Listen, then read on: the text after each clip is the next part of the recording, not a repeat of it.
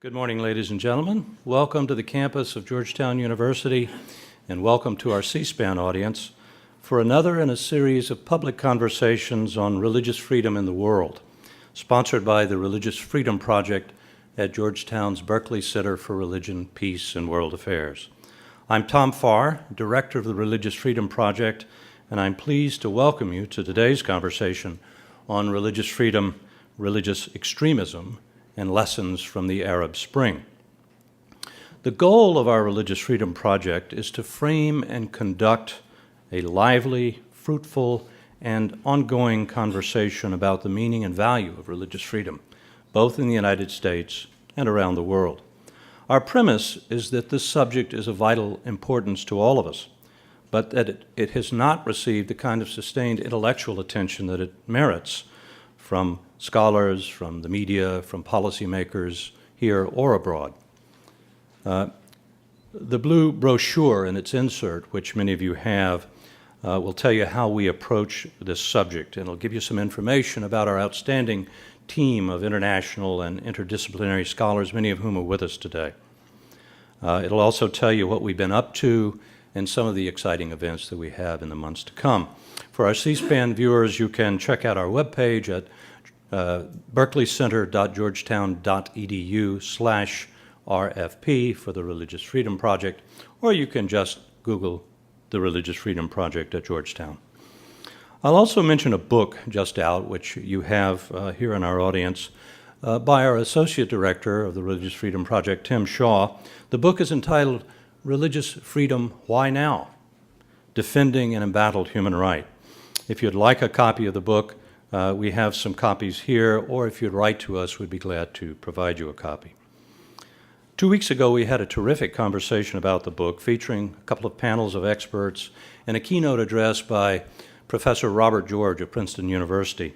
That address is now up on our website, as well as a fascinating discussion held that evening at a private dinner between Professor George and Sheikh Hamza Yusuf. I highly recommend both of those videos to you.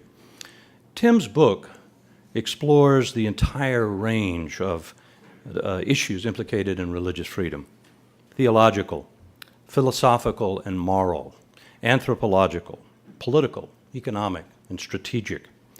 Perhaps most relevant to our discussion today, it examines in some detail the ways in which religious freedom might help counter violent religious extremism and terrorism, and promote political stability and ordered liberty in places like Egypt and the other Arab Spring countries that are struggling, if you will, to put on the mantle of democracy and to keep it on. The book also provides some recommendations to policymakers, so I hope you'll take a look at it. It represents the kind of work being done by our scholars and the kind of intellectual scrutiny that we intend to bring to bear upon this very important subject.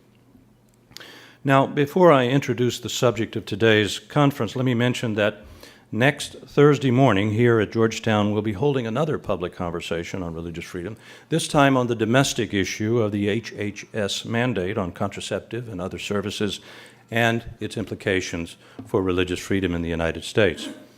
Our discussants will include Wake Forest's Melissa Rogers, George Mason University's Helen Alvare, Georgetown's own Marty Lederman, and Stanford University's Michael McConnell. We invite you to come, and you can sign up for the event on our webpage. Today, we're going to address a timely and important topic: religious freedom and religious extremism, lessons from the Arab Spring.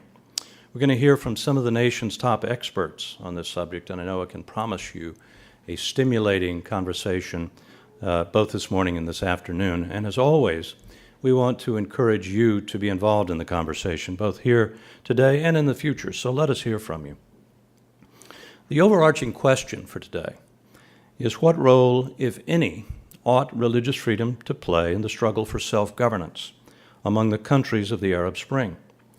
Can religious liberty play a role in rooting democracy in these countries?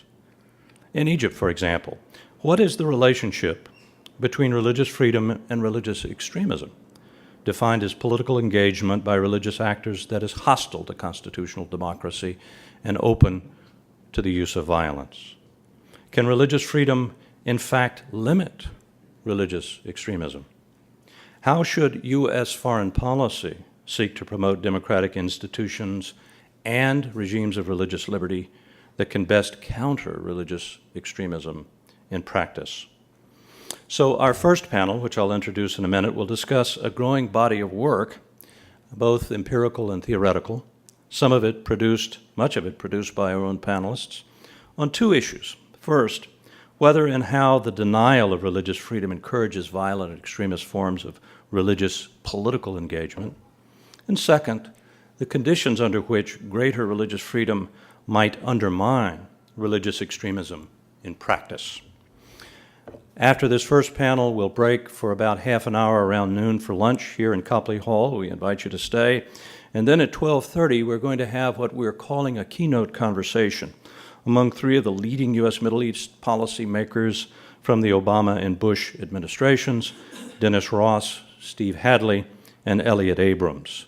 This conversation will be moderated by our own religious freedom scholar, Will Inboden.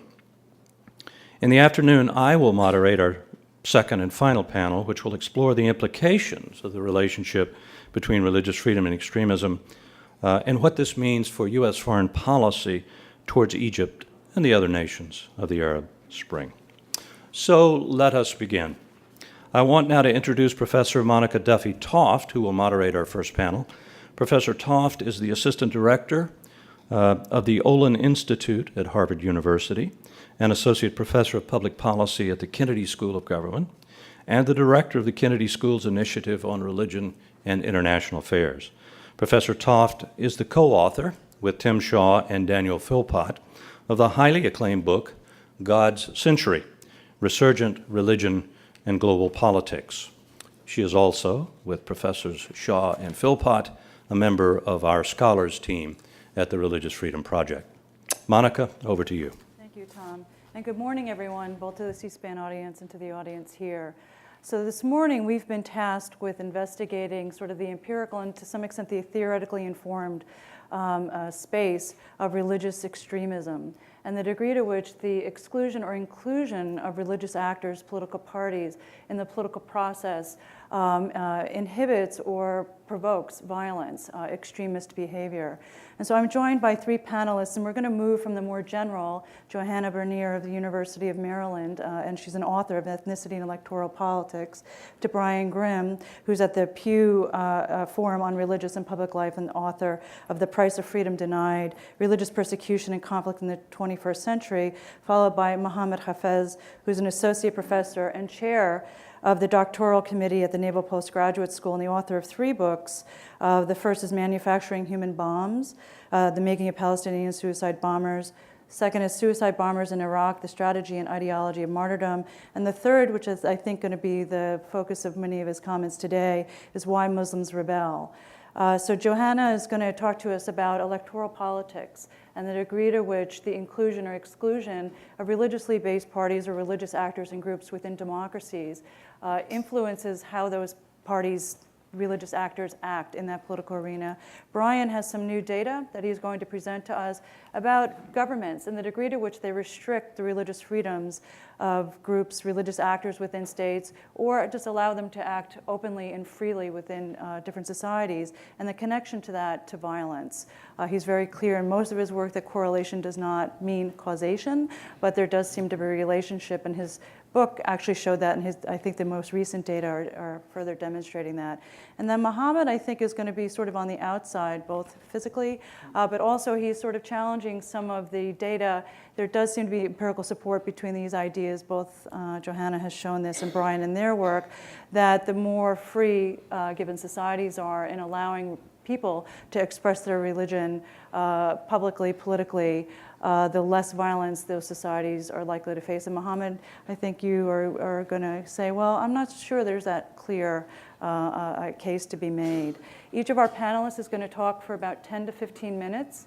I'm going to cut them off after 15, and then we're going to open it up to the audience. And when we do that, I'd like, and it'll be the audience here obviously, for you to introduce yourself. And what we hope is for the last hour of our panel, last 45 minutes or so, we really have a conversation about this very important relationship between religious freedom and the ability of people to express their religion publicly, and whether and how, if it is the case, it influences violence and extremist behavior. So with that, I'm going to turn it over to Johanna, and we'll begin the conversation. I'm going to go up here.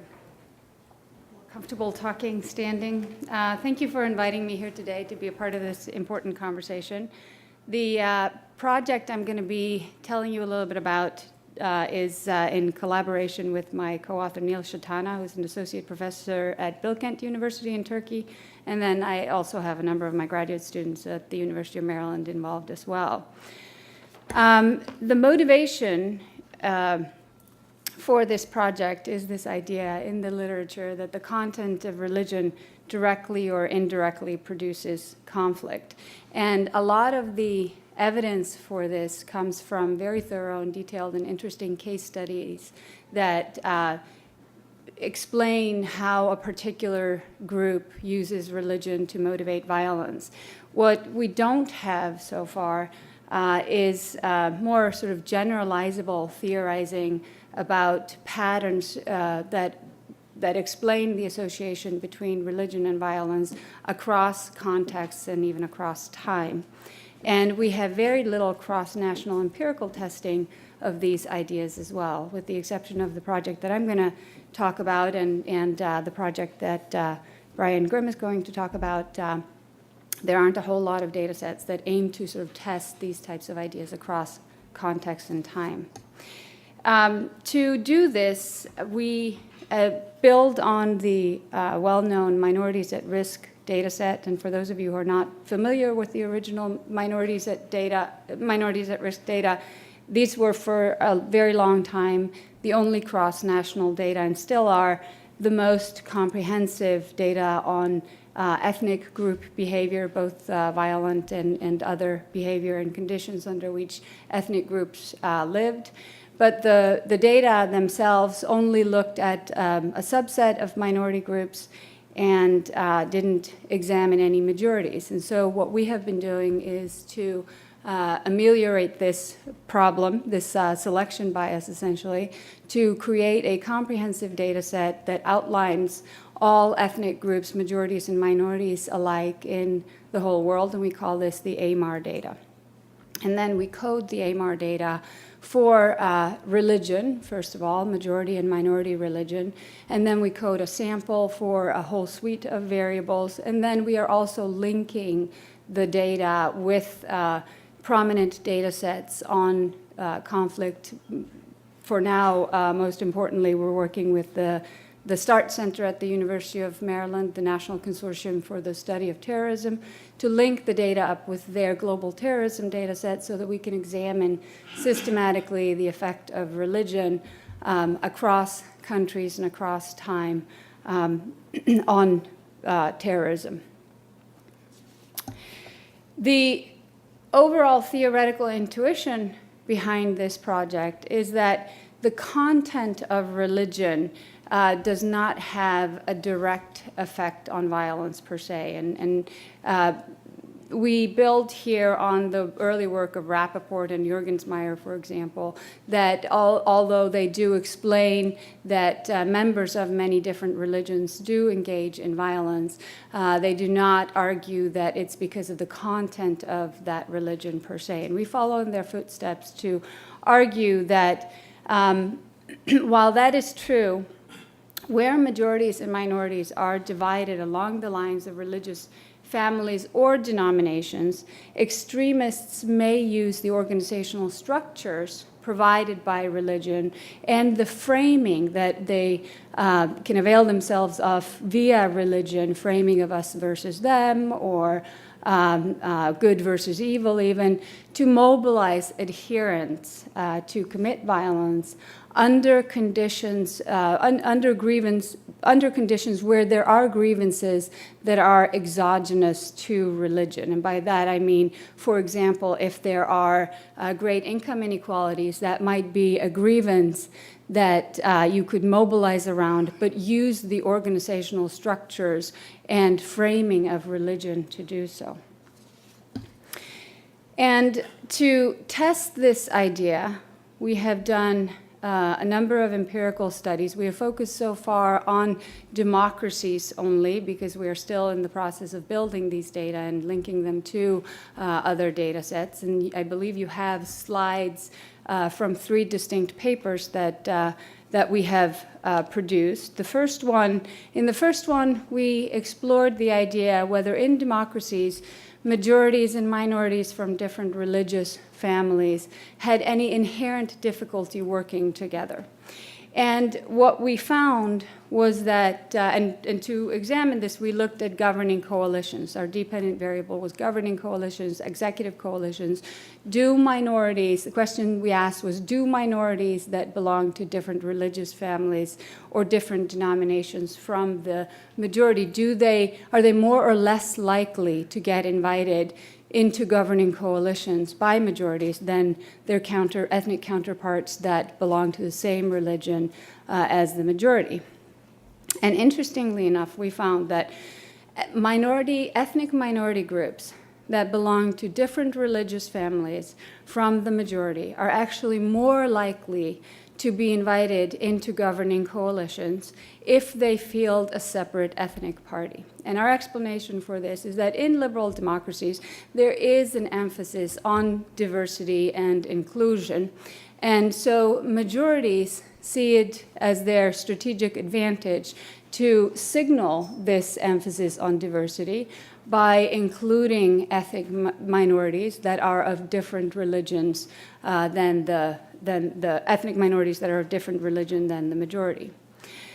The same is not true for ethnic minorities that adhere to a different denomination, so Protestants versus Catholics, Sunni versus Shia.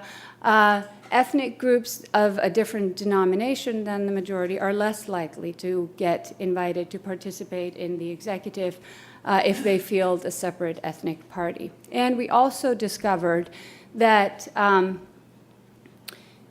if ethnic groups seek representation through non-ethnic parties, their religion doesn't seem to have any effect. So majorities really do seem to be looking for this very clear signal that allows them to demonstrate that they are being inclusive.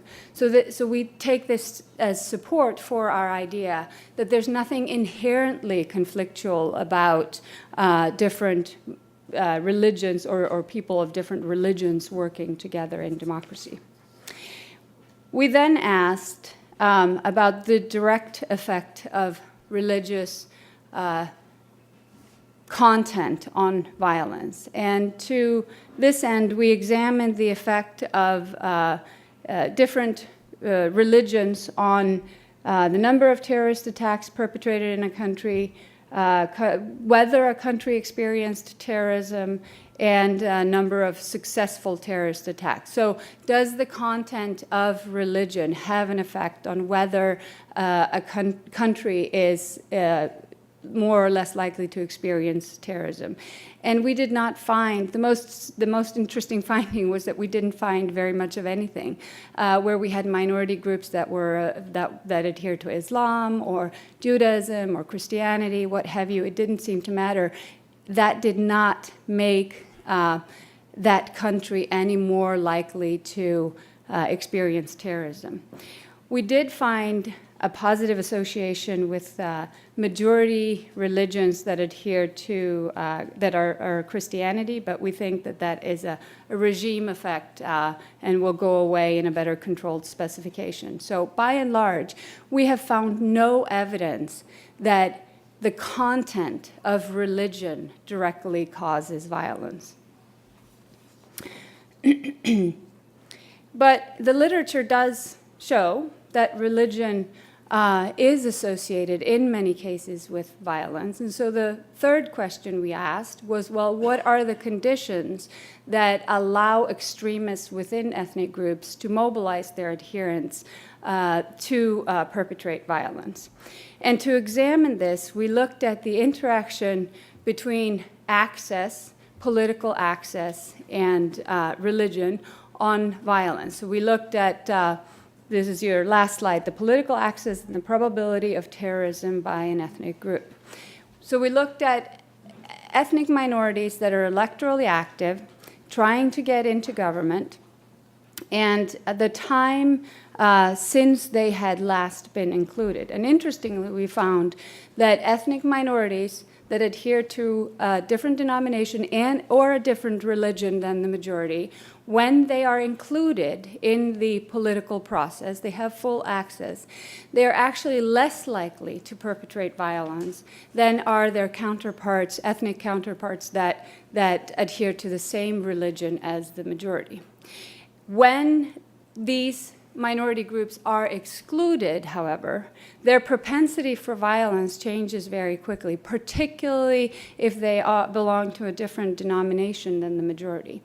The longer they are excluded from full access to government, the greater the probability that the group will engage in some form of violence. We take this to mean that if there is an exogenous, we take this as support for the idea that if there is an exogenous grievance, the minority is excluded from government, the minority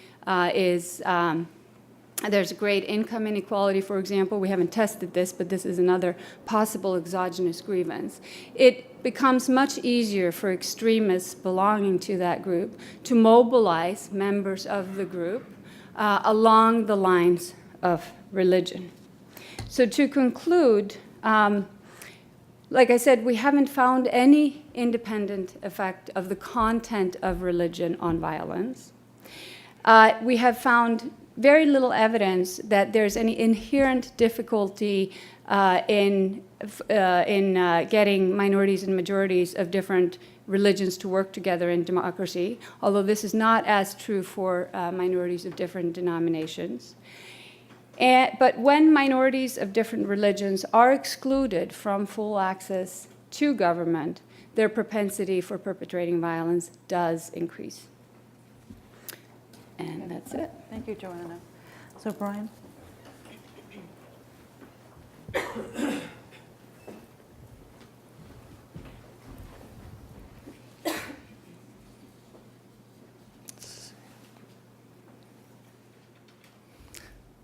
Good morning. It's good to be with you this morning. I'll be talking about restrictions on religion as part of the context of Arab Spring and its aftermath. At the beginning, I should say there are many different socioeconomic, political, cultural, historical elements that help explain particular situations in which religious violence and extremism arises. But a growing body of cross-national research, however, indicates that the level of government restrictions on religion in a country is also an important part of the context within which religious violence and extremism arise. So while elevated government restrictions on religion may not necessarily be the direct or the proximate cause of religious violence and extremism, it's unarguable that they're part of the larger social and political forces shaping regions such as the Middle East and North Africa today. The data and the information that I'll be speaking from come from a larger project at the Pew Research Center's Forum on Religion and Public Life called the Global Religious Futures Project, which is jointly sponsored by the Pew Charitable Trust and the John Templeton Foundation. One of the projects within this larger project at the Pew Research Center looks at the level of restrictions on religion from governments as well as impediments to free religious practice coming from societies, including social hostilities involving religion. To create our data set, we look at major international reports such as U.S. State Department reports, the UN Rapporteur on Religious Freedom and Belief, Human Rights Watch reports, Amnesty International reports, and we go through these reports each year, looking at new information provided in these reports, and we answer 33 different questions about each country by looking at these reports. So it's not a survey, but instead it's a content analysis. We look at the information provided, and then we ask questions. So it's a very non-normative process where we're not looking to support or defend religious freedom, but merely looking at data on these topics. The time period of the data covers from mid-2006 to mid-2009, and it's an ongoing study. So we'll have another report, and you can stay tuned for that coming out within the next couple months. And it'll be regular reports coming out each year. In the report, we measure two broad types of restrictions. The first, as I mentioned, is government restrictions on religion. And we use 20 different questions to answer, give an index score for each country of the world. And this measures not only laws and policies, but also actions of governments to inhibit religious beliefs and practices. This may be range from government efforts to ban particular religious faiths, prohibit conversions, limit preaching, or give preferential treatment to one or more religious groups. It also includes government force used against religious groups. The second major index we look at are social hostilities involving religion. We use 13 questions, and these are concrete actions within society or hostilities by private individuals or groups within society, and we see whether there has been mob or sectarian violence, hate crimes, religion-related terrorism, or even religion-related war within a country, and then countries receive scores on these measures. Looking at the Middle East and North Africa in particular, on both of these measures, government restrictions on religion and social hostilities involving religion, the Middle East and North Africa stands out as having the highest scores on both regions. And in fact, one of the findings from our study is that the restrictions, government restrictions on religion in the Middle East and North Africa were on the rise in the years before the revolutions called Arab Spring. So we don't make a claim that the restrictions on religion coming from governments and their tightening was the cause of Arab Spring, but it's certainly an important part of the context in order to understand the forces active in that region today. As we looked at the data and different religious groups that were impacted by these restrictions and hostilities, one interesting finding and surprising finding in the Middle East and North Africa was that Muslims themselves faced harassment from governments or others in society in a larger share of countries than did Christians or Jews. So it's often the minority faiths, minority Muslim groups in a country that are facing the problem. So it may be the Sunnis in a Shia majority country, or the Shia in a Sunni majority country, or a sect that's considered heretical or somehow unorthodox within a country. So one question we looked at in our data is whether or not government restrictions are self-reinforcing. In other words, when you have a certain mass of restrictions, do more tend to be added? The simple answer to that is yes, that's the general tendency. And one way to look at that is by looking at countries that provide for religious freedom and the free practice of religion within their constitutions and basic laws versus those that don't provide for it or that contradict that provision through other types of laws and policies.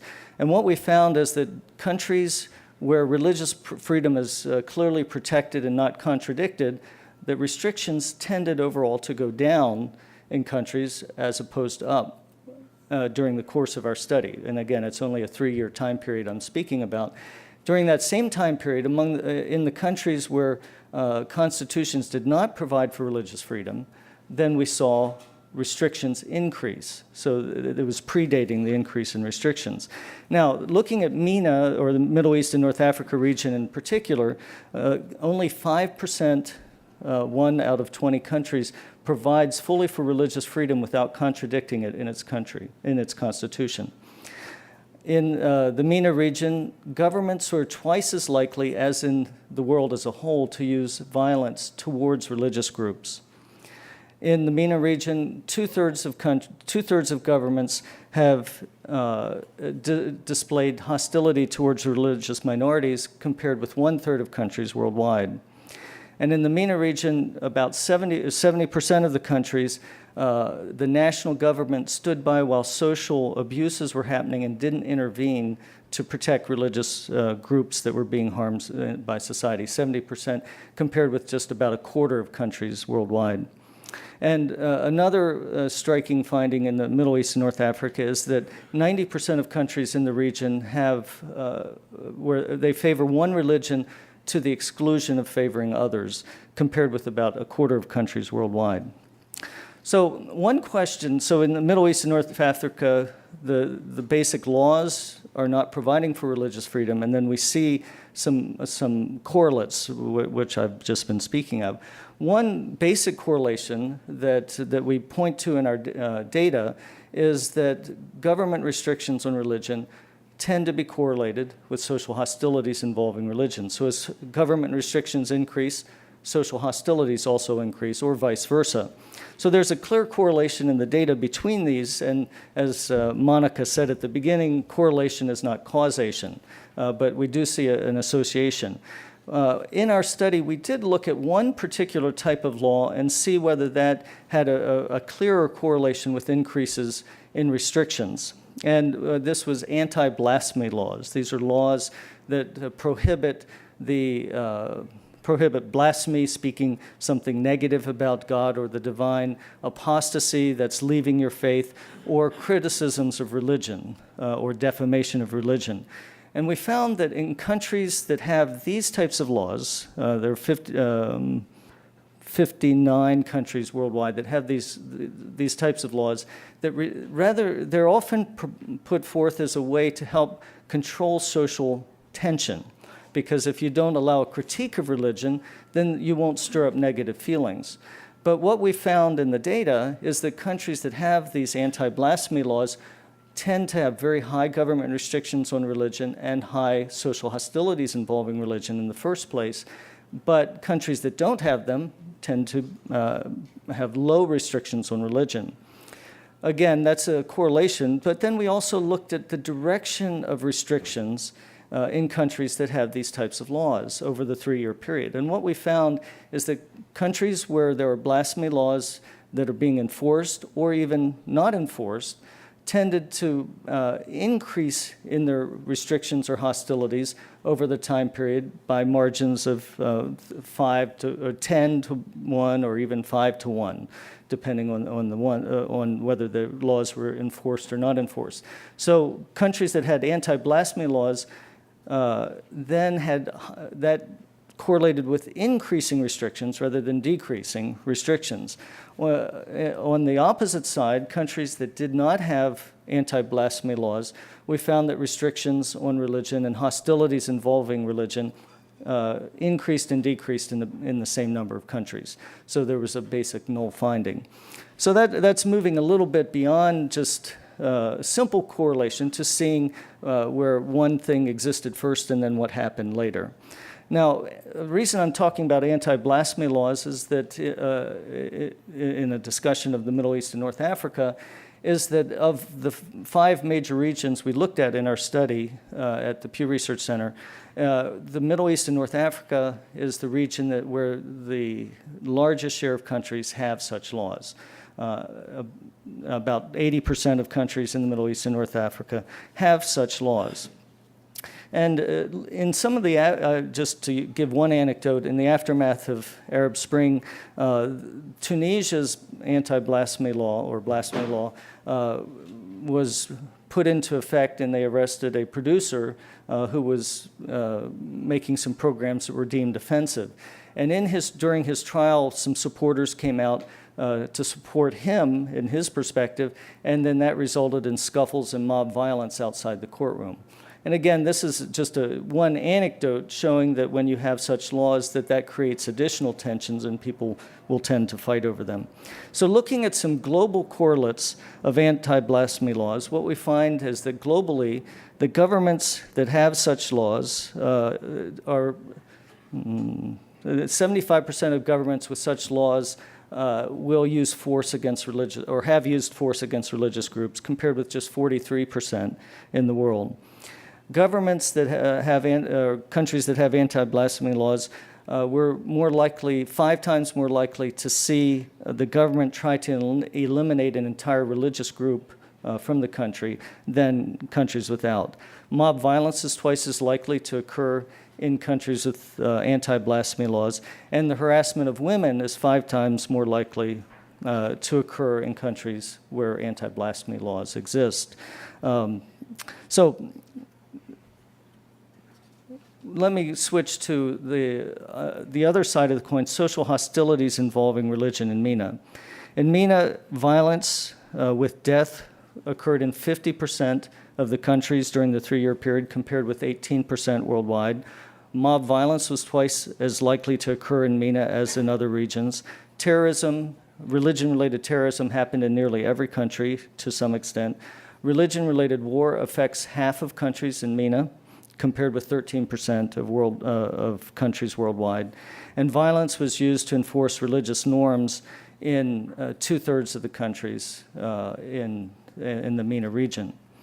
And again, this body of information is providing the context within which these revolutions happen, not saying that restrictions on religion or these hostilities involving religion triggered the events directly, but it's part of the overall package of, you could say, grievances or restrictions and sensitivities that are happening within the region.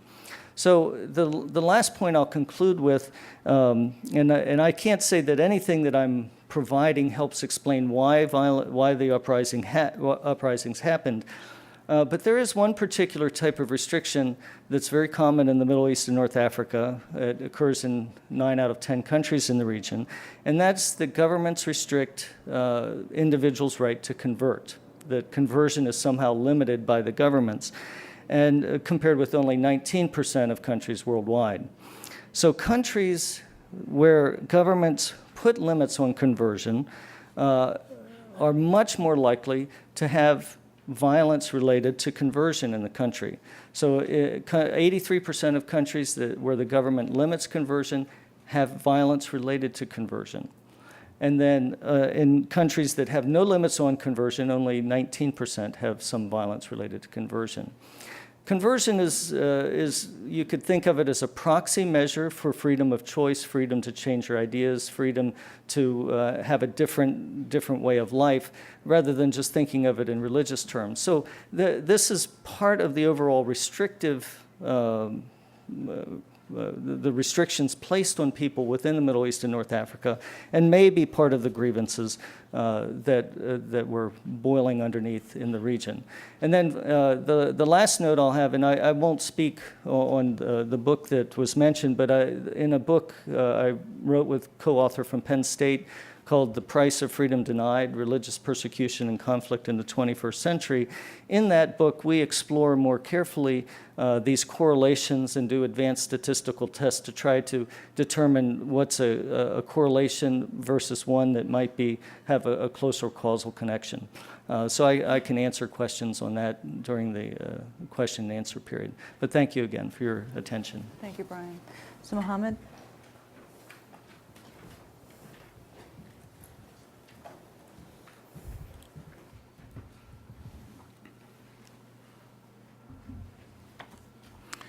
Let me begin by thanking the Georgetown's Berkeley Center for Religious Freedom, and particularly Timothy Shah and Thomas Farr for their kind invitation to be among distinguished experts and policymakers. I'm really grateful for the opportunity.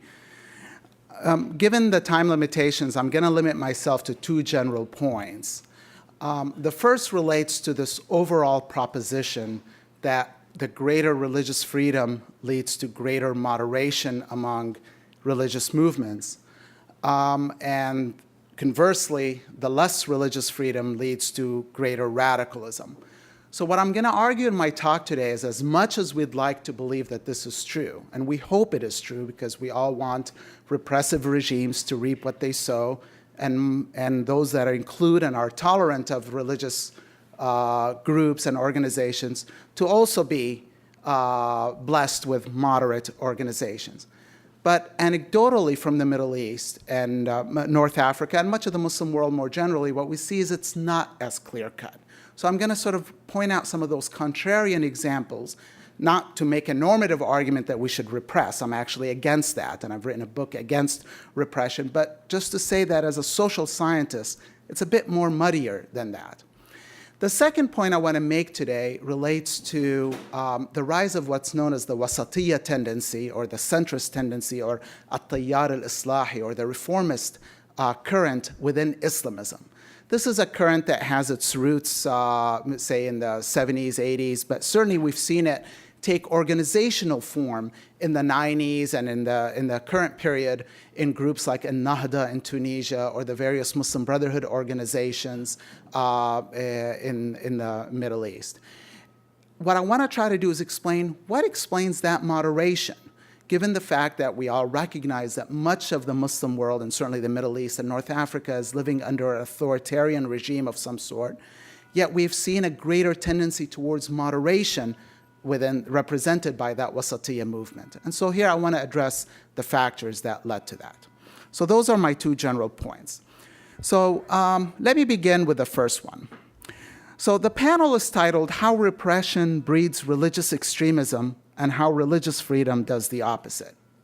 Now the premise of that question is that here I'm going to speak about Islamist movements in the context of the Arab Spring rather than speak about religious movements at large. But the premise of that question is this, that the political context shapes how religious movements or Islamist movements behave. Their strategies, their tactics, perhaps their ideological orientation is malleable and is determined in some way or another by the political context. So the organizers or the people who drafted this title do not take an essentialist view of these groups. They do not see them as forever bound by this hostile, fanatical ideology, but really they see them as being malleable, shaped by the political context. And I actually agree with that. So I commend you for framing the issue as such. Groups in the Middle East, and Islamist groups in particular, are actually quite malleable. They exhibit this ideological ductility that they could twist and shape themselves in different ways to fit within the political context. And if you want proof of that, you just look at the Salafis in Egypt. For a long time, they were against political participation. For a long time, they were speaking against the government, but now they are organizing a political party and indeed have done fairly well in the last elections. So I agree with the premise of that question. Where I disagree, or with the topic, where I disagree is that the statement, how repression breeds religious extremism and how religious freedom does the opposite, is it assumes a causal mechanism, that freedom leads to moderation and repression leads to extremism. And here I'm just going to point out to three quick examples that I think will be familiar to an intelligent audience like this. They come from Turkey, Tunisia, and Pakistan.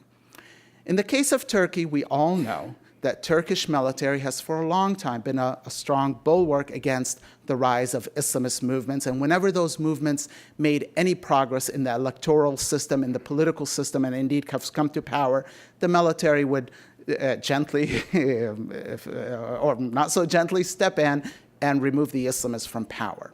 And we all know that Turkey has the most secular, sort of stridently secular rules in their books against the headscarf, against polygamy, and indeed against the public declaration of Islamist ideology that is seeking to turn Turkey into an Islamic Sharia state and so on. Yet the effect of that consistent repression over decades has not been for the Islamists in Turkey to become more radical, but on the contrary, the AKP today, or the Party of Justice and Development that currently rules in Egypt, or governs in Egypt, in Turkey, is one that is largely moderate, accepts the secular state. They do not officially call for Islamic law. And really the formula they have taken is that we want a secular state with protecting the Islamic identity. So this is a clear example, a critical case study of a country that has actually restricted religious freedom when it comes to Islamist movements, and the reaction has been to moderate rather than to radicalize. We have a similar situation in Tunisia, whether it's under Bourguiba or under Ben Ali.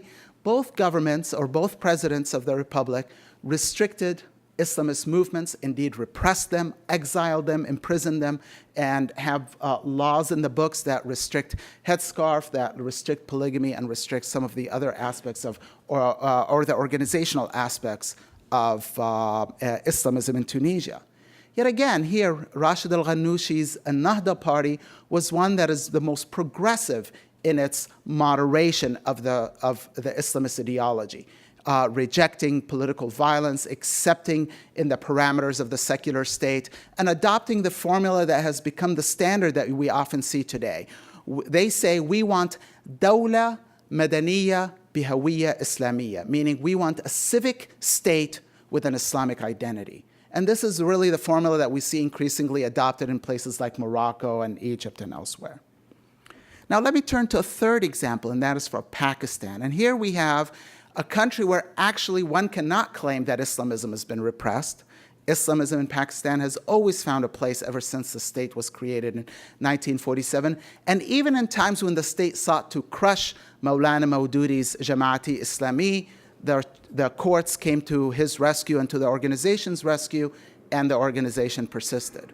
And under Diya al-Haq in the 1980s, while the state of Pakistan became more repressive, it did not become more repressive towards Islamists. Indeed, it gave them added leeway in the political sphere, the social sphere, the judicial sphere. And no one can claim that that has had a moderating effect on Pakistan. Indeed, today, Pakistan has an extremism problem. So does that mean that the statement is wrong and that the opposite is true, that repression breeds moderation and exclusion breeds radicalism? Well, of course not. We have plenty of examples, whether it's in Algeria in the 1990s or Egypt during the Nasser years or Mubarak years as well, or Chechnya. You look at examples in Syria in the 70s and early 80s as well as today, where repression has led to radicalization. All this is to say that a simple proposition that inclusion leads to moderation and exclusion leads to radicalism is empirically unfounded. It's much more complex than that, unfortunately. Life is much more complicated. And as a social scientist, and in my book, Why Muslims Rebel, what I argued is that we really need to look at various other factors. Inclusion, exclusion matters, but so does the nature of state repression, the capacity of these groups to resist the repressive state, the nature of external support for the dissidents as well as for the incumbent regimes. So it's much more muddier and complex than that. But now let me turn to the second point, and that is, despite the largely authoritarian nature of much of the Middle East and North Africa, what we've seen is that we have seen a lot of moderation among Islamists, represented by the Wasatiyya movement, this tendency, the centrist tendency, represented by individuals such as Yusuf al-Qaradawi or Rashid al-Ghannouchi or Muhammad Ali al-Salabi in Libya. And you find there are many other individuals as well that speak of this, that represents this centrist tendency. So what I want to do in the second part of my talk is talk about what is this tendency? What are its core beliefs? And so what does Muslim moderation look like? And indeed, there is a Muslim and Islamist moderation. So I want to do that, but then I want to explain how that came about. Now, this wasatiyya tendency really tends to be a clear departure from the earlier ideological positions of the fundamentalist movements that emerged in the 20th century. And indeed, it is one that seeks to reconnect with the original Salafist tradition of Jamaluddin al-Afghani, Muhammad Abdu, and others who argued for an Islamic modernism, an alternative modernity, a modernity rooted in the Islamic faith, not in opposition to it. And I believe that this wasatiyya tendency actually holds a great deal of hope for the Muslim world today, because it says that we could be modern and we could be Muslim. We could be modern and we could be pious, and the two are not necessarily in opposition to each other. And I see it as a tendency in opposition to the neo-Salafism represented by Wahhabism and the various other forms of Salafism that was predominant today. So what are its core beliefs?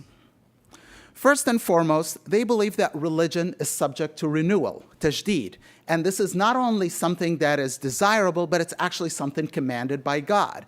And they say that religion is, to use the Arabic expression, صالح لكل مكان وزمان, meaning it is a religion is for every time and every place. And they say that that proposition means that religion, and Islam in particular, has to renew itself in every time and every place to be relevant. And so they've really taken an old fundamentalist concept and turned it on its head. Secondly, they believe in gradualism and reject revolutionary violence.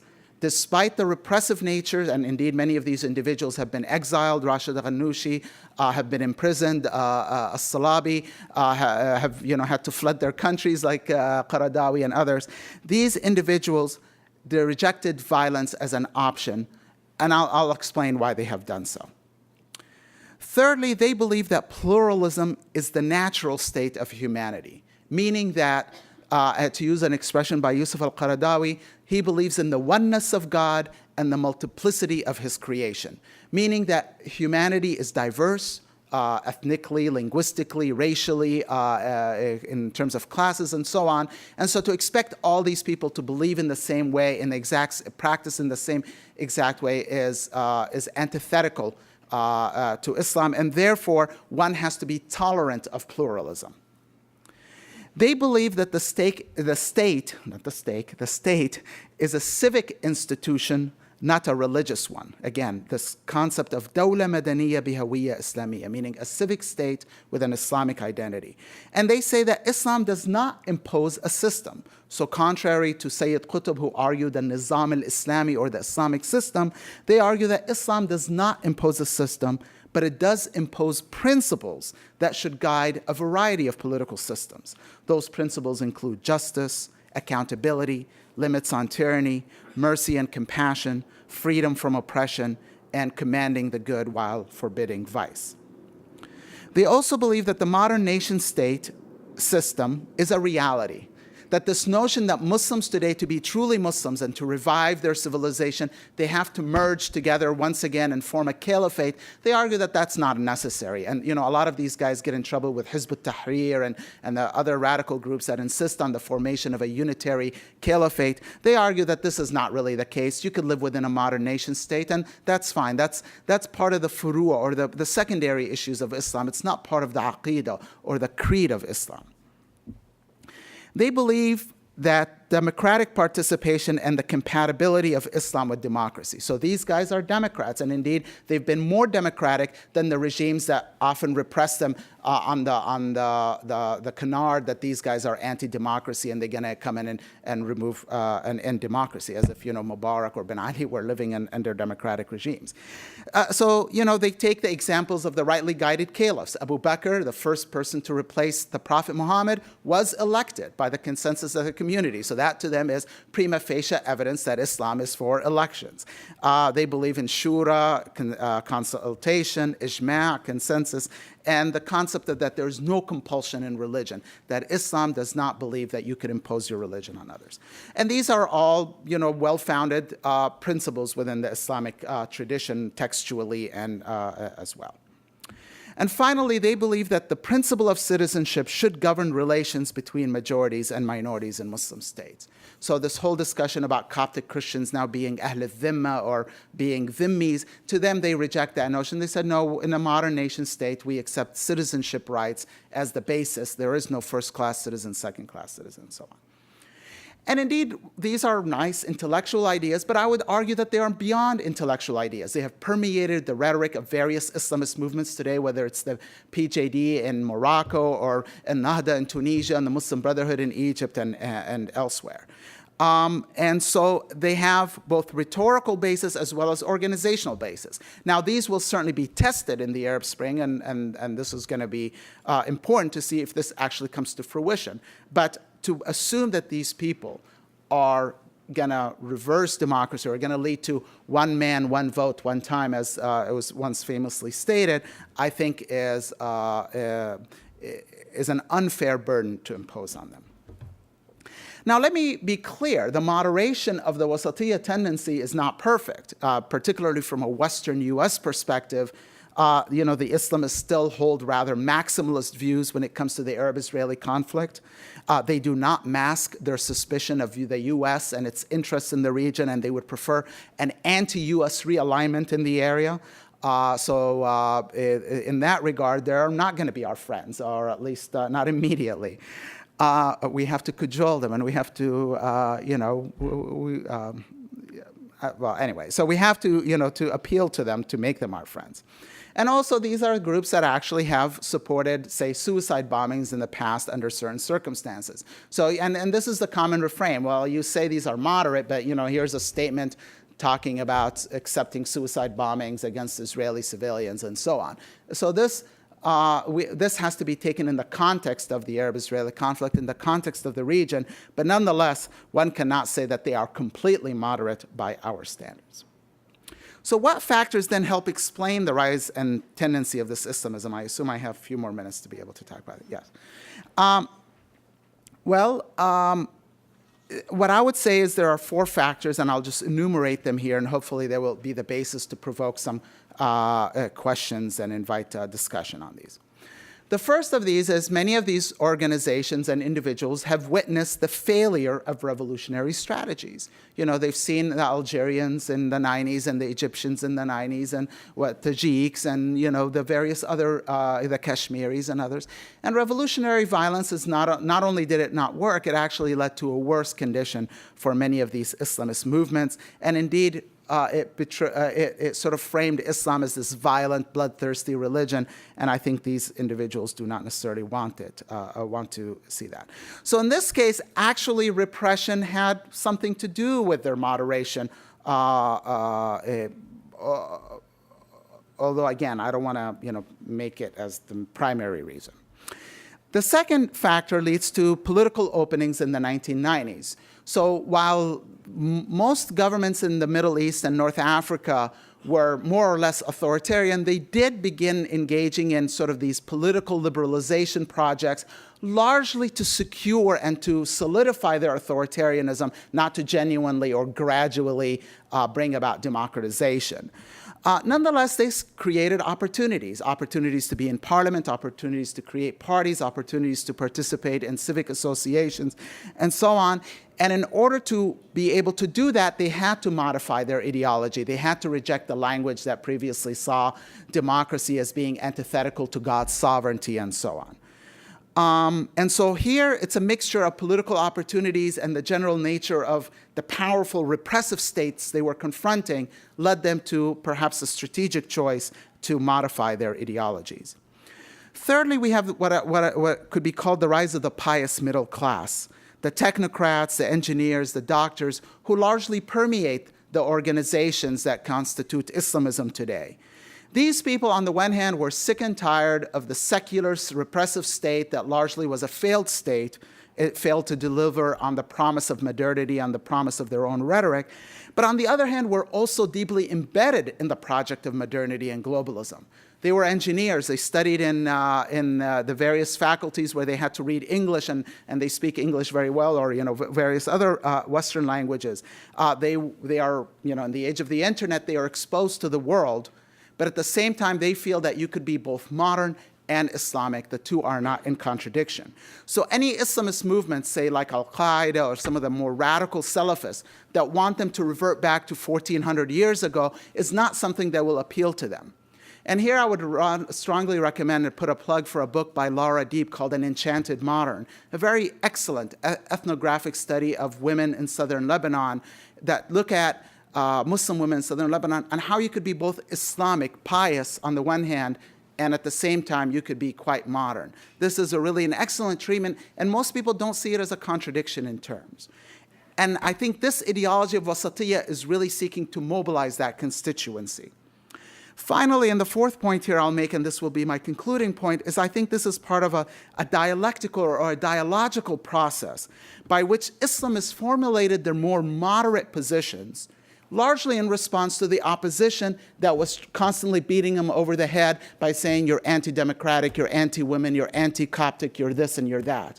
And so the fact that they had to respond to that and show that, no, Islam is not necessarily anti-democratic, Islam is not necessarily anti-minorities, Islam is not, in doing so, that helps solidify the ideology, the Wasatiyya ideology, as an alternative to, say, Neo-Salafism and Wahhabism on the one hand, or pure secularism on the other. So I'm going to stop here, and I thank you very much for your audience. Thank you, Mohammed. So I, as the moderator, I'm going to take the privilege of sort of teasing out some of the points of agreement and points of disagreement. And the obvious one is, Mohammed, I think you raised some nice examples that might run counter to some of the findings that Brian and Johanna presented. What I think is interesting, Johanna, most of your data are looking at democracies, yet you found some agreement with Brian, who's looking more globally, 198 countries.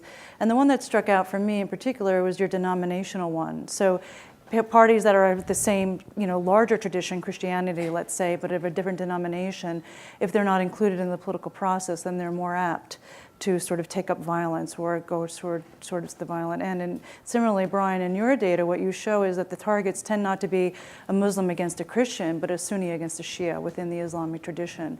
So it's nice because it's different kinds of data, different kinds of states, yet we're finding empirical evidence to support similar dynamics at play. And then, Mohammed, you raised the important point that didn't come out of the earlier conversation about secularism and secular regimes. And so one of the questions I want to put to the panel is, in your empirical work and your theorizing about this, does it matter who is repressed? Does it matter if it's one group, if it's the majority or a minority? Does it matter if it's everybody who's repressed, meaning a highly secularized regime? Turkey, Mohammed raised that as an example. And what does this mean for religious freedom? Because Mohammed's making a powerful story that maybe if you repress everybody, down the road, you give them enough time, people will operate a little bit more moderately in the end. I'm not sure that's the case. It could be an outlier. But looking at the different kinds of regimes, secularizing regimes versus regimes that allow a little bit more openness, what have you found in your data as you look at it? In terms of what we're interested in, which is extremism, and that extremism then sort of legitimating violence, assuming that the parties feel as if they're not getting their political needs satisfied through a ballot box. In your case, it's all democracies. In your case, Brian, it's the whole gambit of regime types. So, Joanna, I guess I'll turn to you first, and then Brian, and then Mohammed. Well, first, I'm not quite sure that anything that Mohammed said really contradicts my findings, because in the general political science literature, the association between regime type and violence is thought to be curvilinear. So in the most repressive regimes, you tend to see less violence than you do in transitional regimes, and then again, violence decreases again in liberal democracies. We are only looking at democracies so far, and it's possible that once we start looking at authoritarian regimes as well, we will find more of a curvilinear relationship. I also agree that the real world is messy, but we can still, if we have particular ideas about how it is messy, we can account for that in cross-national and longitudinal analysis. In our studies, for example, we count for things like group concentration and country-specific effects and electoral institutions and the economy, et cetera, et cetera. Doesn't mean that we necessarily captured everything, but we certainly can capture a whole lot of variation associated with that messiness. Also, the predictions that we make are probabilistic, not deterministic. So the results I spoke of were all in probabilistic terms. So if you subject an ethnic minority or a religious minority to particular conditions, it makes that minority more likely to engage in violence. It doesn't necessarily mean that in every single case it will. So it's not clear to me that there is any disagreement between the aggregate empirical analysis and the case study analysis. I just think that there's a lot more analysis to be done, and I think that these sorts of detailed case studies going hand in hand with the more empirical analysis is improving our understanding of these relationships. So, Brian? Yeah, well, in our approach, we don't look at a restriction on religion particularly as a negative or a positive thing.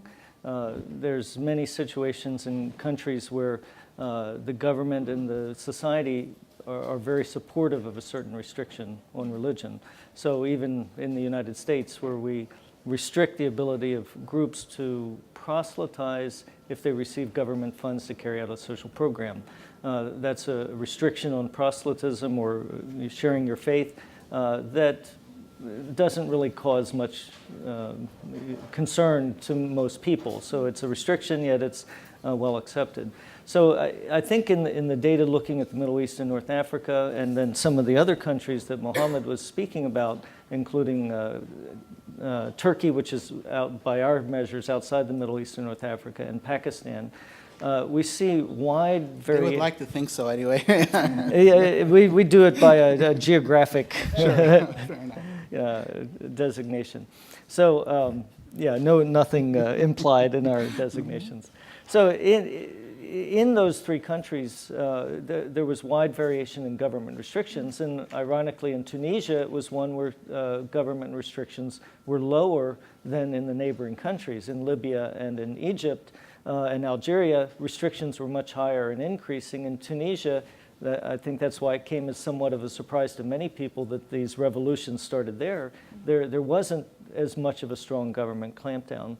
And then Turkey falls somewhere in the middle in terms of government restrictions on religion, keeping sort of at least by our measures, somewhat of a high but not very high level of restrictions on religion. But then Pakistan, contrary to the previous two, have very high restrictions coming from the government and also very high social hostilities involving religion. So within these countries, there's really a wide variety of types of restrictions put on religion and types of social hostilities. And so I think that the picture of just one model being able to explain all the situations can't be put forward.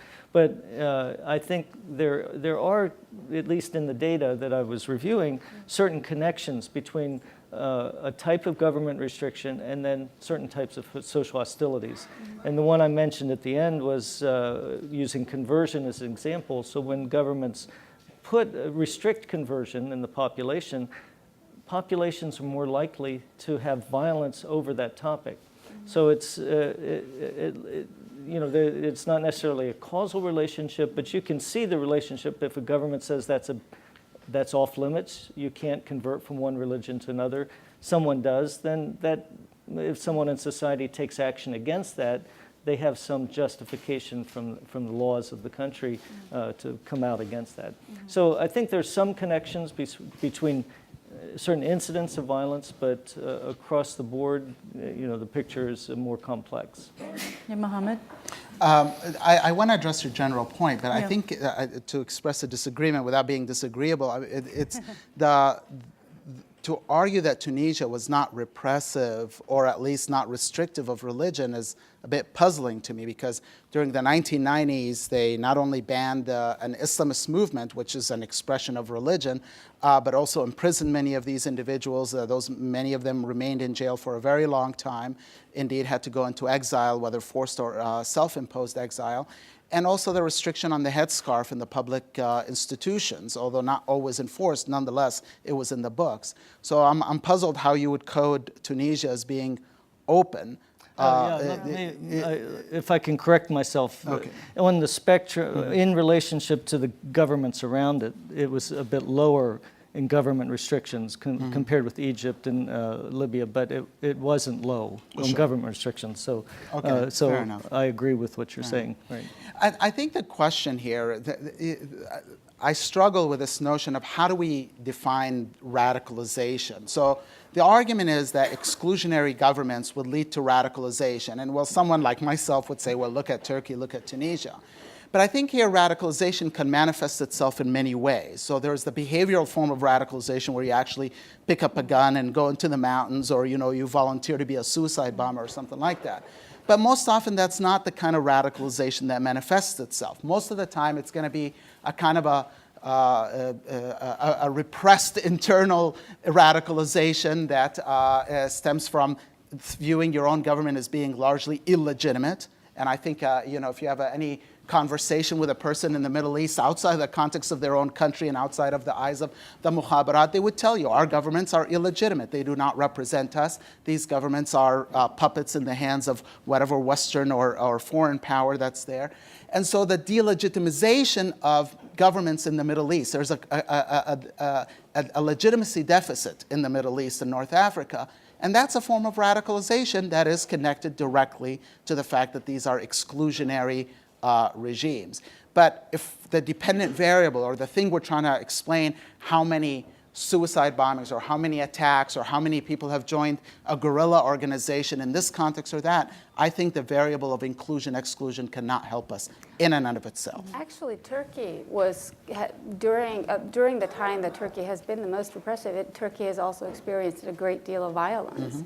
And it is really only when there is a political opening that you are seeing this more moderate expression of religion. So I would disagree with you on the interpretation of the Turkish case. I think that in Turkey you can make the case more for ethnicity maybe than religion that repression has bred extremism.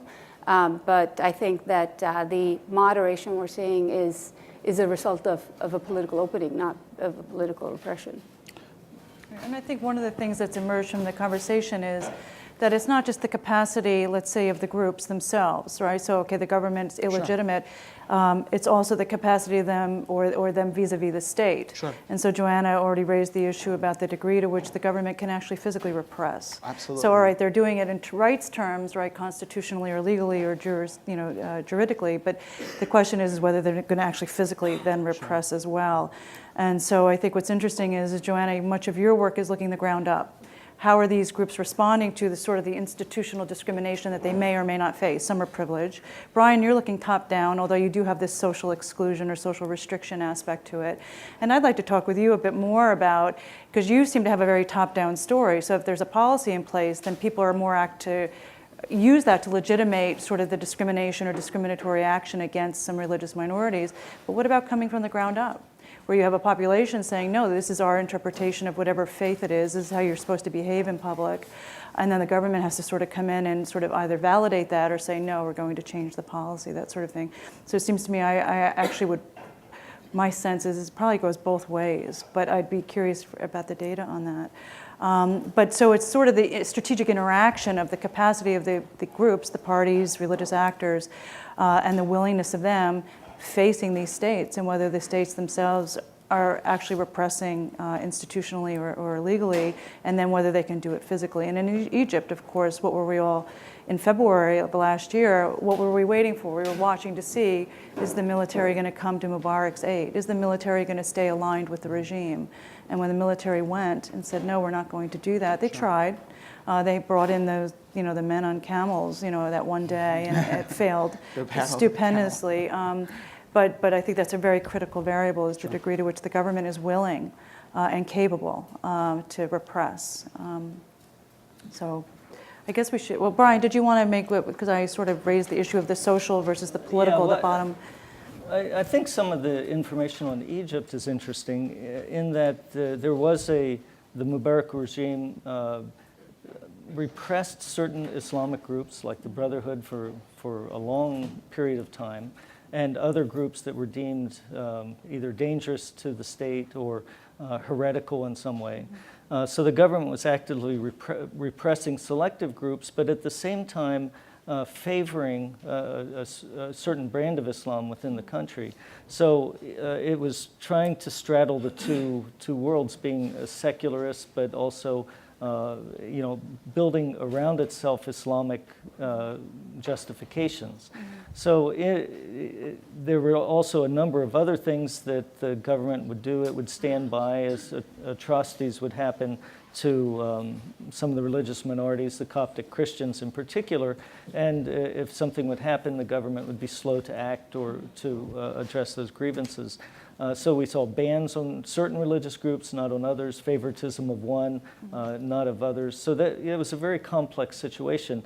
Sort of, and getting to your question about the bottom up versus top down, So I think the government was also trying to win that bottom-up support, realizing that many people are, have an interest in the country reflecting Islamic values, and so it would accommodate to that to an extent. So that interplay between what the society wants and what the government then enforces, I think can go both ways, and Egypt's an example where it went back and forth between the two. Okay, well, thanks. You guys have any last comments before we open it up?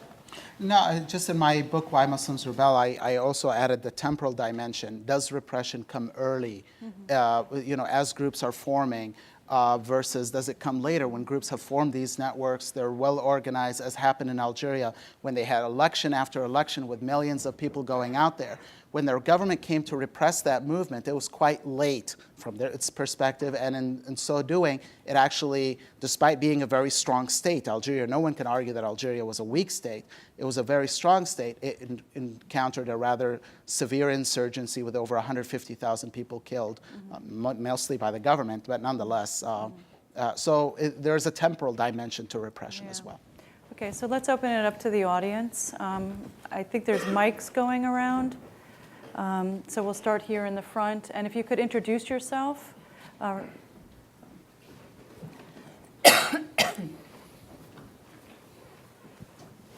Good morning. I'm Richard Hyde. I'm wondering if you could, Professor Hafez, could you tell us more about Sunni and Shia modernizers or updaters, or however we wish to characterize them? Do they get along well with each other? If so, how? How do they differ with one another? And so on.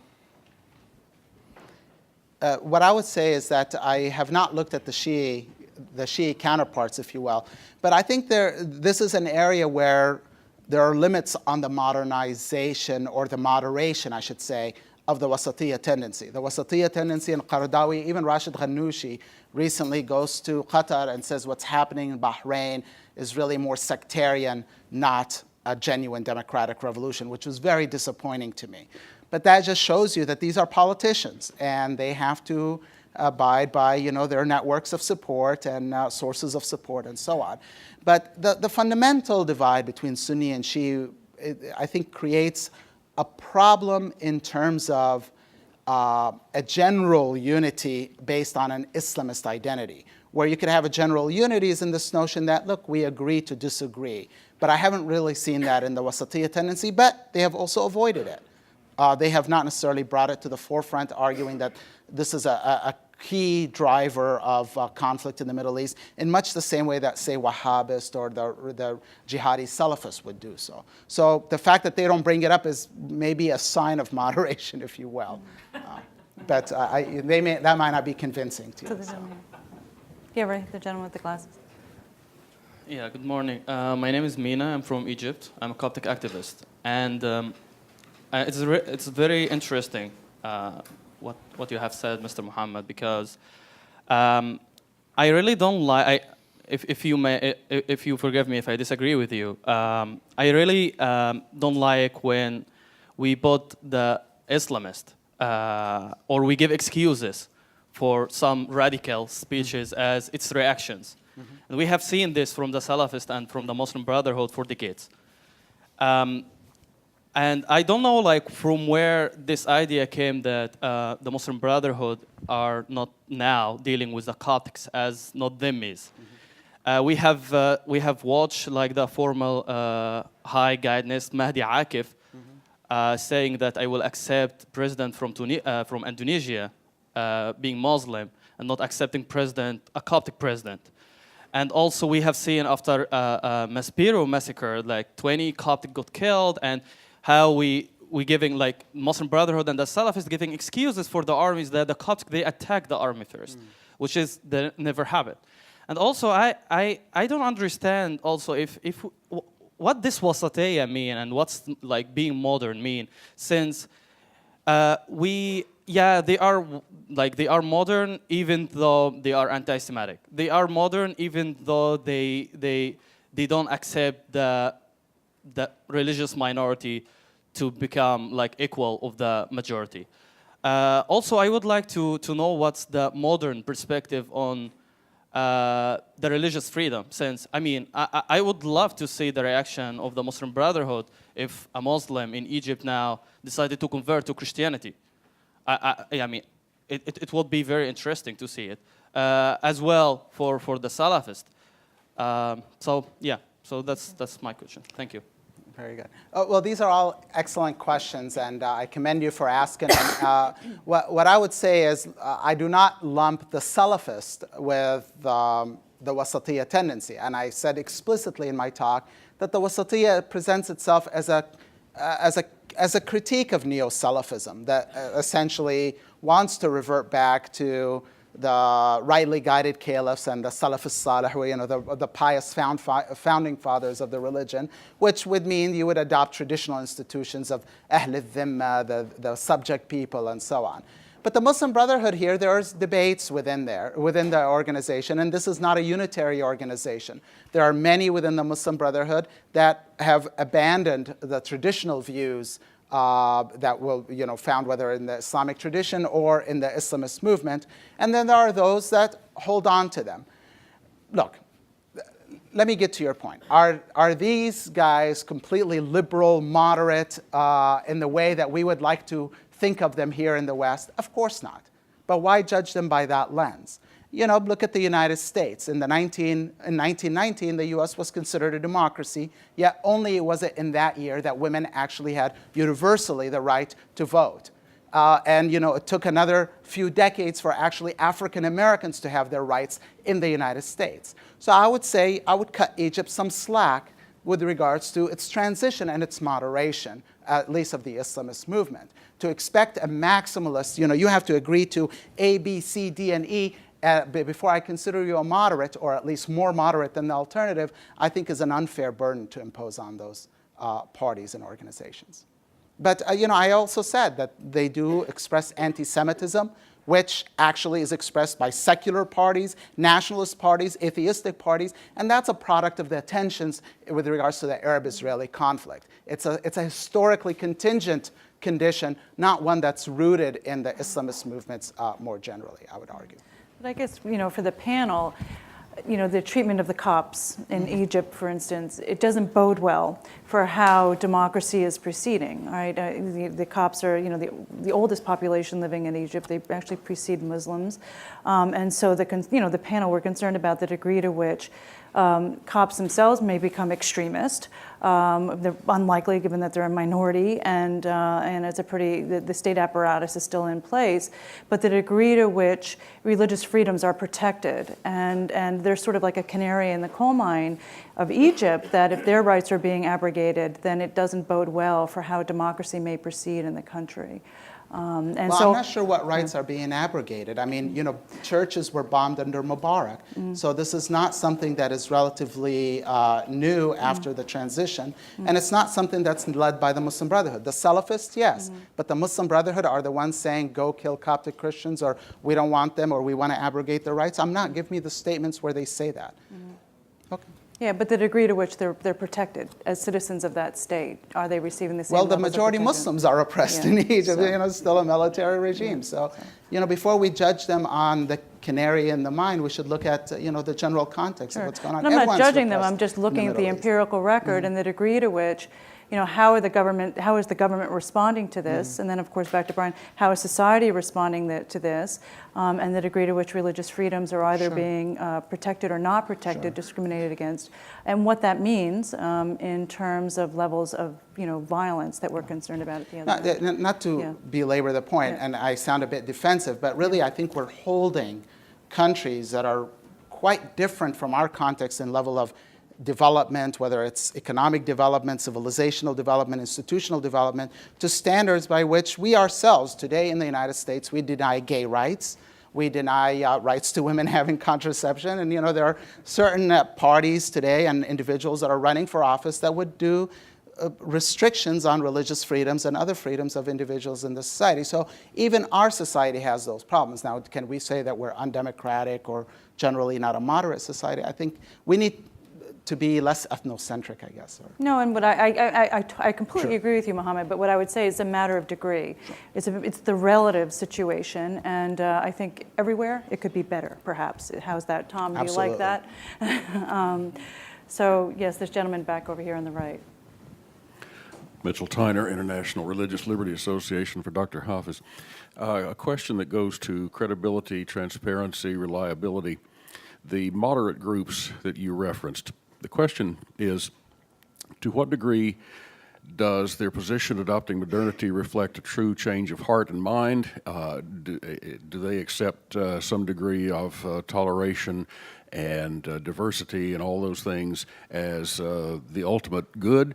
Or is this simply a tactical, grudgingly accepted position, an acknowledgement of current reality? Okay. So it's a good question. It's frankly an old question, one that has been answered many times before. Well, time will tell, of course. We don't know if these groups have completely changed their heart and their minds in that regard.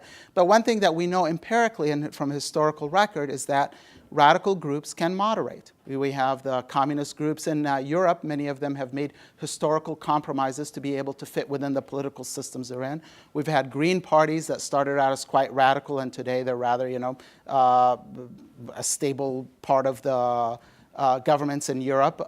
We've had, the own Democratic Party here in the United States, a party of slavery and Jim Crowism, and I think today they have an African-American president. So I think historically we have evidence that groups can change, and I think that's the case with regards to the wasatiyya tendency.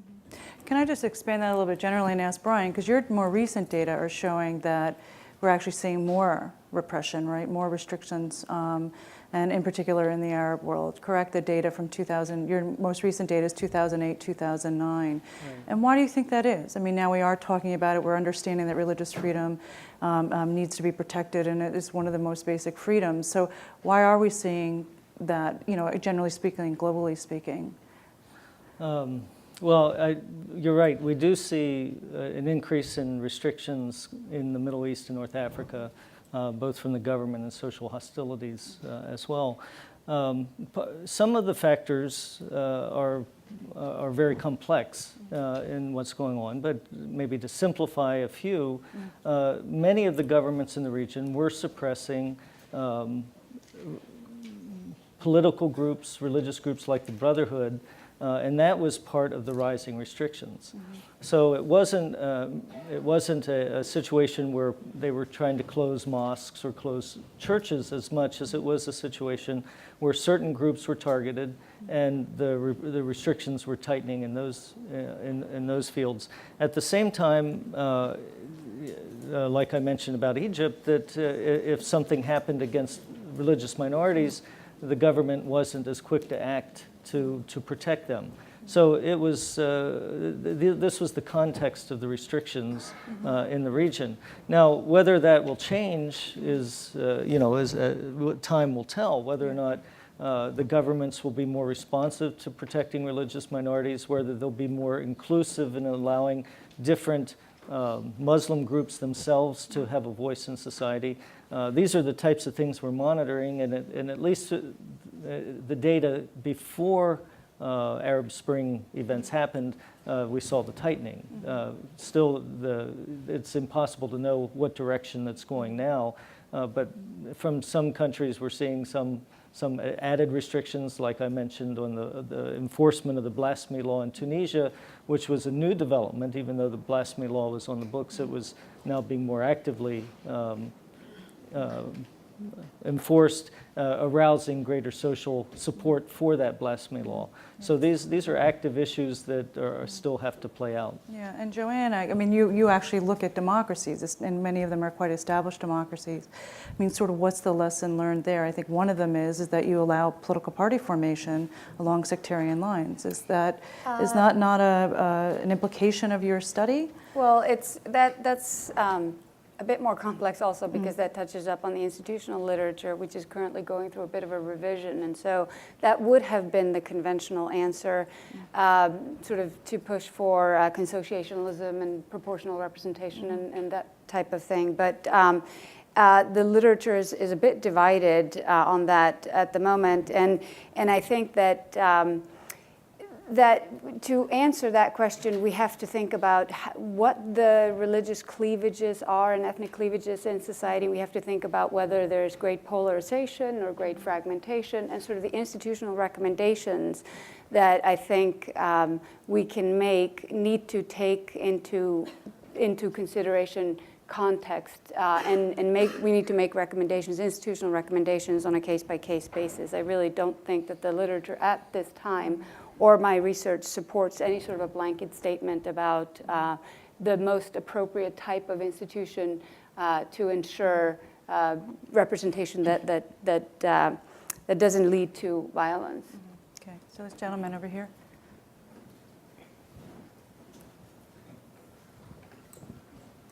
My name is Simon Polinder. I'm from the Netherlands, and I'm a fellow at the Berkeley Center. Thank you very much for presenting your research. I have a particular question for Professor Bernier about your conclusion, if I understood it correctly, that religious content didn't influence conflict per se. I was a little bit surprised by that idea, because there's much research about how religion and even several denominations influence democracy. For example, Protestantism seems to be more supportive to democracy than Catholicism, and even they both together more than Islam. And there are also books like by Charles Kimball, who says, when does religion become evil? And he describes 5 elements in religion that can make it more evil in certain cases. So I'm curious, what's your conclusion on that point, and how would the other panelists think about it? Well, our conclusion is that any religion can be used for violence. And we don't find systematic evidence when we look at countries across time and space that one religion is predominantly used for violence. We don't say that, and that's why we say the content of the religious philosophy is not a root cause. It's not evident to us that the content of any particular religion is necessarily linked to violence, or is necessarily going to be used to motivate violence. That doesn't mean that religion isn't used for violence on many occasions. And we do say that if exogenous conditions are such that it's plausible to frame a conflict in religious terms, then extremists within a group will often use that tool. But they won't just use it within Islam. They won't just use it within Christianity. Extremists across religions, given the proper incentives, may use religion as a tool to motivate for violence. So I have this gentleman here in the center.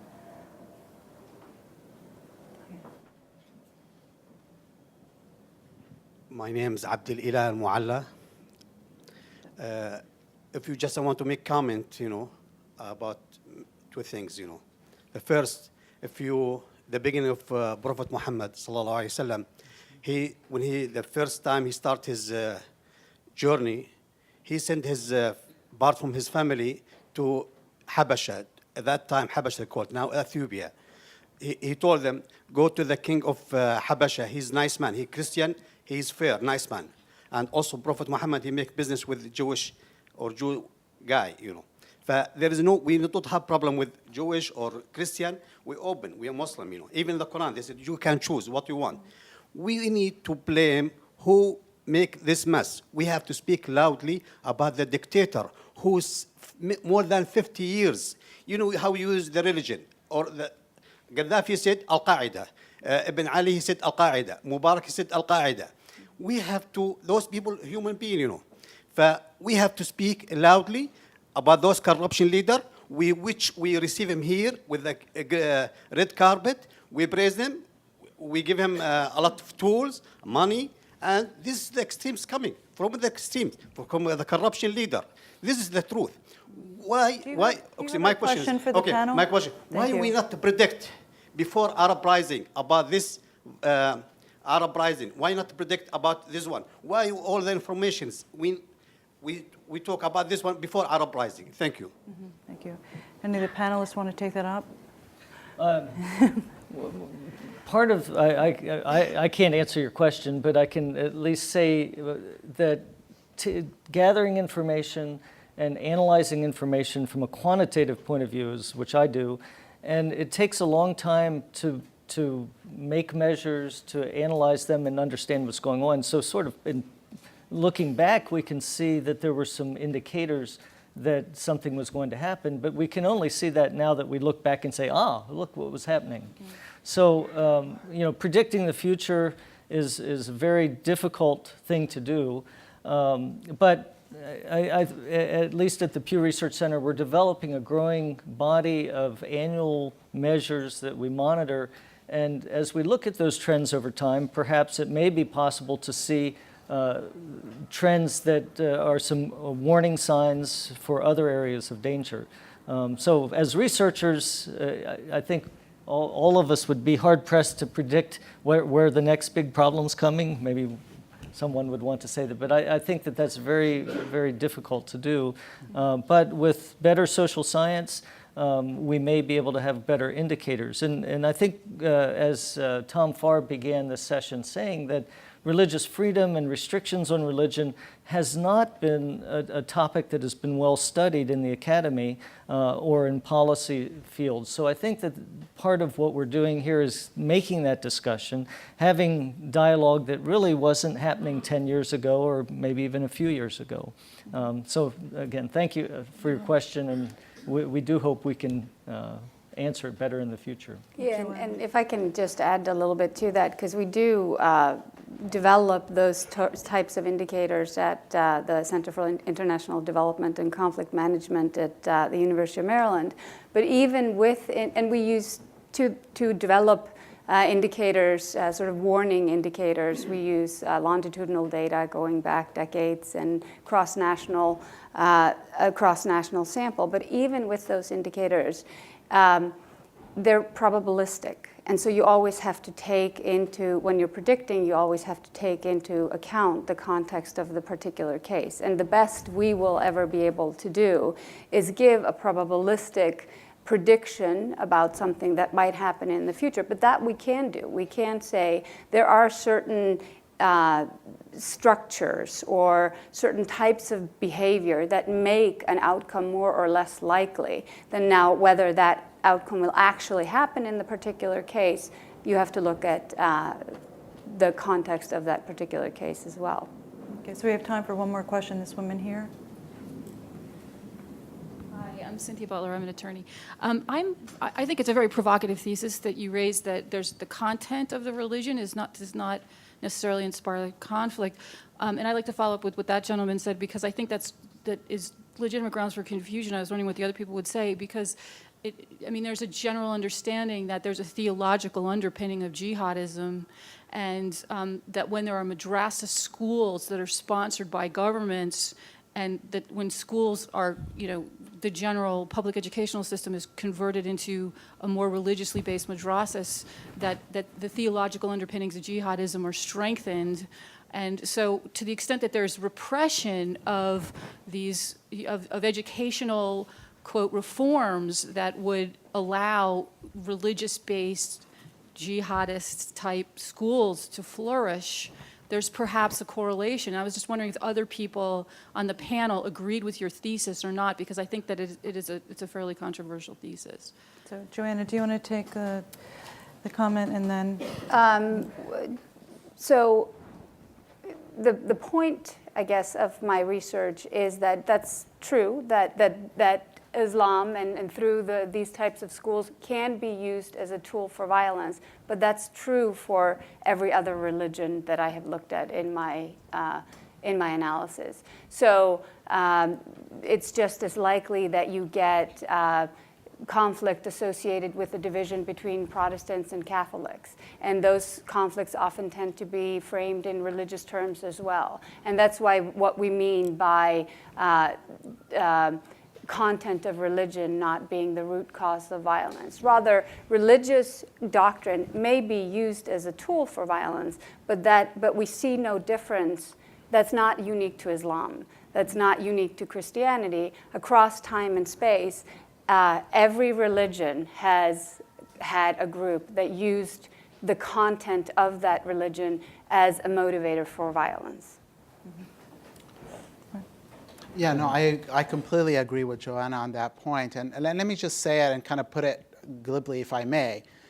You know, today the most violent extreme jihadists that are out there often kill themselves while they're killing civilians and they're killing fellow Muslims. Jihadists mostly kill Muslims and they kill infidels, as it were. Yet what religion would say, go kill yourself, kill your fellow Muslims, and kill civilians? Islam does not say that. And in order to get to that, to justify that in Islamic terms, they have to engage in a lot of framing and ideological manipulation. And so to say that Islam taken on its, take the text of Islam and you get from that suicide bombings against civilians, against fellow Muslims, you cannot do that. There's nowhere in Islam does it say to do that. So I completely disagree with what you're saying, and I agree with Joanna on that point. Most radical Islamists don't come out of madrasas. They come out of engineering faculties in the various secular institutions around. Brian, so those are the ones we should be after. Anyway, so Brian. I guess I'll have to agree with both my panelists. Maybe it seems odd, but I mentioned the book that I had written with Roger Finke at Penn State, and we did an advanced statistical test controlling for what predicts religion-related violence. And what we found is that it's social pressure, social restrictions on religious freedom, pushing government restrictions on religious freedom, leading to violence. So you have a religious violence cycle. And we controlled for the religion of each country, and we found that Islam did not directly predict religious violence in this model. But we did find that some religious factors are involved, and one that came out statistically significant was whether or not the government deferred to religious law and religious authorities within the country, and that tended to drive up the level of social restrictions on religion when those two were working in tandem. So I think none of us would say religion religion is not used or has no role in some of these conflicts. But at least the data that I've analyzed, it's the mechanisms and the policies and what's going on in societies that predicts the violence rather than the particular religion. Okay. So the bells are ringing. It is now noon and lunch awaits. So join me in thanking these panelists for engaging conversation.